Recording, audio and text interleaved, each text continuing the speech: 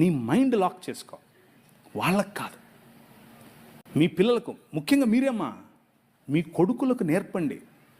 ఒరే, నువ్వు కొడుకుగా పుట్టినంత మాత్రాన ఓ పెద్ద రెచ్చిపోకు, నోరు మూసుకొని స్త్రీలను ఇలా గౌరవించాలో తెలుసుకో. ఎందుకంటే మా నాయన చెప్పాడు అని చెప్పు, నా రాజు చెప్పాడని చెప్పు.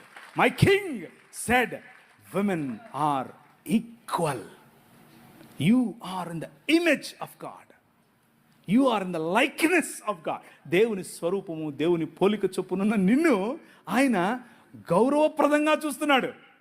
మతంగాళ్ళు వచ్చి నీ దగ్గరికి నువ్వు వాక్యం చెప్పొద్దు, నువ్వు ముసుగేసుకోవాలి, నువ్వు సేది చేసుకోవాలి, అది చేసుకోవాలి, ఇది చేసుకోవాలి అని చెప్తే సర్లే మా నాయన చెప్పాడని చెప్పు. అర్థమవుతుందా? మా నాయన చెప్పేశాడని చెప్పండి. ఇంకో విషయం, పురుషులు, దేవుని వాక్యం, ఈ రాజ్యం ఏం చెప్తుందో తెలుసు? ఎలా తెలిసింది బ్రదర్ మీకు? ఎలా? పరిశుద్ధాత్ముడు మాట్లాడా? మామూలుడు కాదినా?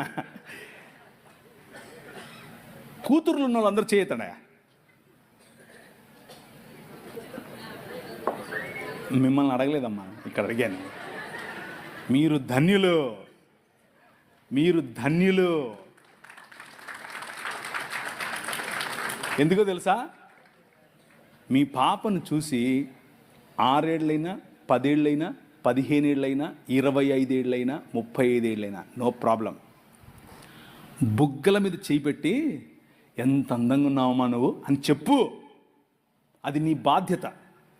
నువ్వు చెప్పడం మొదలు పెడితే పక్కనోడు చెప్తే మా నాయన ఎప్పుడో చెప్పాడులే అంటది.